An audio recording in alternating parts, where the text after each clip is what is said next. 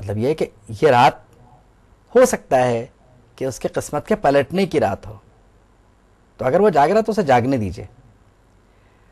دوسری بات یہ کہ میں نے اپنی گفتگو میں اس بات کو رکھنے کی کوشش کی ہے اور کر بھی رہا ہوں کہ کہیں نہ کہیں اس پر عمل بھی ہوتا رہا ہے، کیونکہ کبھی ایسا نہیں ہو سکتا کہ مسلمان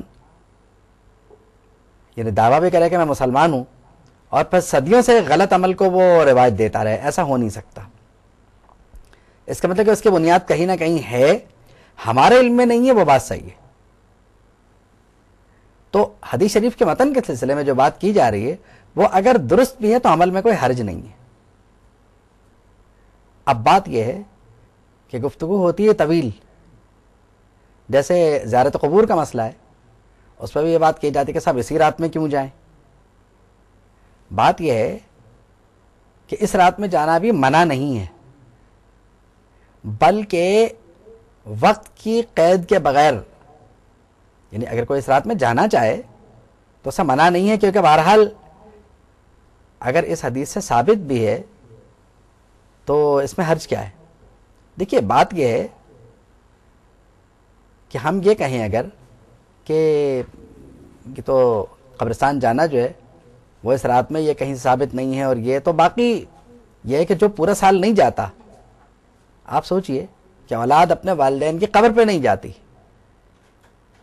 اور نتیجہ یہ نکلتا ہے کہ انہیں پتہ بھی نہیں ہوتا کہ ان کے ماں باپ کی قبر ہے کہاں، تو آپ اس رات میں منع تو کر رہے ہیں، لیکن آپ ان سے یہ نہیں کہہ رہے کہ کسی موقع پہ چلے بھی جایا کرو، کبھی کبھی چلے بھی جایا کرو، اس میں کوئی حرج بھی نہیں ہے۔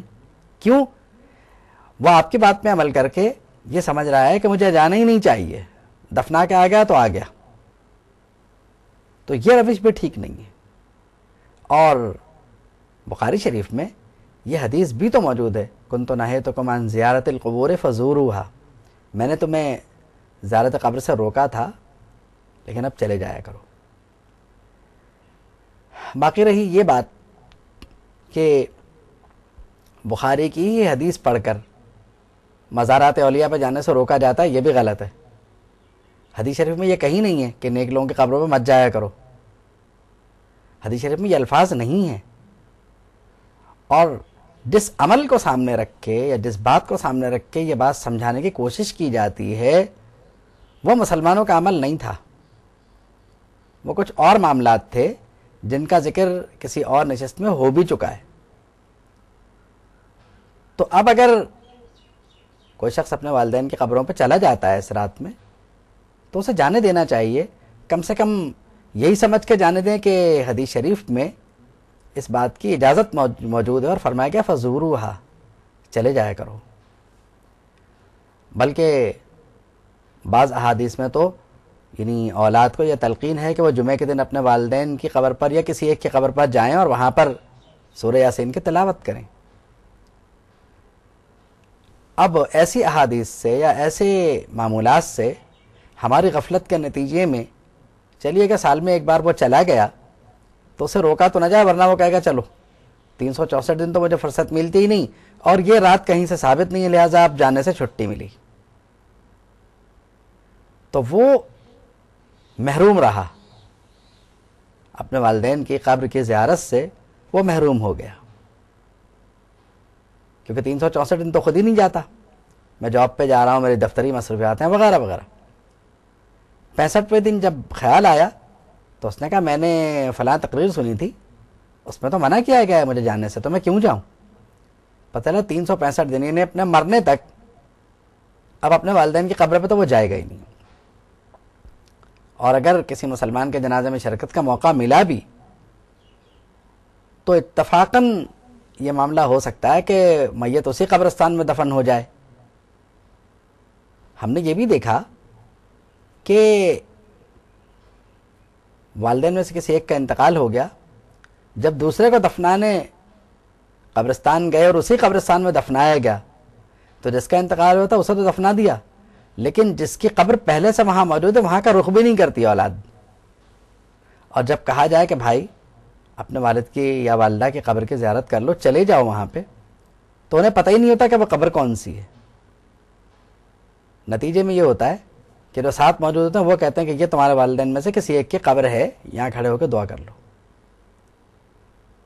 بھائی ان کے لیے دعا مغفرت کا صلہ جو ہے وہ آپ ہی کو ملے گا اور ان کی بھی مغفرت ہوگی. اور یعنی یہ جو، کیونکہ یہ جو آپ آئے تھے، یہ تو آپ آئے تھے قبرستان میں مردے کو دفنانے کی نیت سے. زیارت قبور کا معاملہ جو ہے جس کا آپ کو حدیث شریف میں حکم دیا گیا وہ تو نہیں ہوا، مطلب وہ تو ابھی بھی نہیں ہوا. اور زیارت قبر کے جو فوائد حاصل ہو سکتے ہیں، موت کا خوف وغیرہ وغیرہ، یہ علیحدہ سے ہیں بالکل. یعنی قبرستان میں کیا ہے، یہ تو ایک بالکل الگ بات ہے کہ ہمارے دل اتنے سخت ہو گئے ہیں کہ قبرستان میں نہ ہمیں موت کا خوف آتا ہے نہ موت یاد رہتی ہے.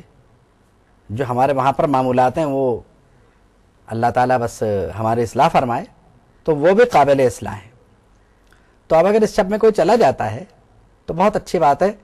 جہاں تک خواتین کا معاملہ، انہیں قبرستان نہیں جانا چاہیے. اور یہ بات جو ہے یہ مسلمہ ہے کہ ایسے ہجوم میں تو بالکل جانا بھی نہیں چاہیے، کیونکہ بے پردگی کا معاملہ رہتا ہے اور معاملات رہتے ہیں، تو انہیں ایسے مواقع پر گریز کرنا چاہیے. کیونکہ خواتین اگر ایسے موقع پہ جاتی ہیں تو انتظام کرنا اور پردے کا انتظام برقرار رکھنا یہ بہت مشکل ہو جاتا ہے معاملہ. اس لیے یعنی جو گھر والے ہیں انہیں یہ چاہیے کہ گھر کے مرد جائیں، گھر کے خواتین کو روک دیں، کوئی ایسی بات نہیں ہے، بلکہ روکنا ضروری ہے. رہی ایک اور بات کہ لوگ یہ کہتے ہیں کہ صاحب شب برات کے حلوے کی حقیقت کیا ہے، یا اسے ثابت کرتے ہیں کہ صاحب یہ تو احادیث میں ہے ہی نہیں کہیں. بھائی بات یہ ہے کہ میٹھا حضور کو پسند تھا اور میٹھا حضور کے پسندیدہ غذا ہے، اس میں تو کوئی شک نہیں ہے. اب اسے کبھی بھی کھا لیا جائے، اس کے لیے جواز یا عدم جواز کا کیا ڈھونڈنا ہے. مطلب اگر کوئی شخص یہ کہتا ہے کہ مجھے اسی موقع پہ اسے کھانا ہے تو چلیے، اس کی رغبت ہے، دل چاہ رہا ہے، کھا لے. اور اگر کھا لیا تو گناہگار نہیں ہے وہ. مطلب یہ ہے کہ آپ ایک جائز عمل کو بھی اس طرح سے کیوں سامنے رکھتے ہیں کہ اس عمل کا کرنے والا گناہگار ہے. مطلب یہ کہ پیسے وہ اپنے خرچ کر رہا ہے، وہ کب کہہ رہا ہے کہ حدیث شریف میں ہے کہ نصف شعبان میں حلوہ بنا، وہ تو نہیں کہہ رہا. وہ یہ بھی نہیں آپ سے نہیں پوچھ رہا کہ مجھے یہ کرنا چاہیے کہ نہیں، وہ تو یہ کہہ رہا ہے کہ جائز عمل ہے. اس رات میں ایک جائز عمل کر لینے سے ناجائز نہیں ہوگا وہ. ٹھیک ہے ثابت نہ ہو وہ تو اپنے مقام پر ہے، لیکن ایک عمل وہ ہوتا ہے کہ جو ثابت بھی نہیں ہے اور اس کا کرنا نقصان دہ بھی اور حرام یعنی کے قریب پہنچ جاتا ہے وہ. تو اگر ایسا نہیں ہے تو پھر عمل کے کرنے میں کوئی حرج بھی نہیں ہے. مطلب یہ ہے کہ حضور نے حلوہ پسند فرمایا. اب حلوے کے معنی میٹھے کے ہیں اصل میں، کیونکہ عرب میں غالباً حلوے کا تصور وہ نہیں تھا جو ہمارے یہاں ہے، سوجی وغیرہ کا ساتھ ملا کے بنانا یہ وہ. تو نفس سے مسئلہ جو ہے بنیادی طور پر وہ ہے میٹھا.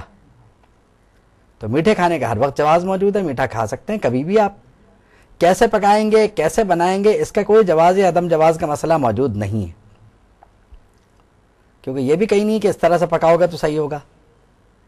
غریب کے لیے یہ بہت آسان ہوتا ہے کہ وہ سوجی پکائے چینی ڈال کے، اور جو بھی اس کے ساتھ طریقہ کار اپنا سکتا ہو وہ کرے اور فاتحہ دے کے کھا لے، اس میں کوئی مذائقہ بھی نہیں ہے. مطلب یہ ہے کہ کسی خاص موقع پر کسی عمل کی مخالفت یہ اس لیے مناسب نہیں ہے کہ بعض معاملات امور حسنہ میں سے ہوتے ہیں، تو اس امور حسنہ کو روکنا نہیں چاہیے. دیکھیے ایک حدیث شریف جو غالباً سب کے علم میں ہوگی، ما رأى المسلمون حسنا فهو عند اللہ حسن. جس کو مسلمان اچھا سمجھے وہ اللہ کے نزدیک اچھا ہے.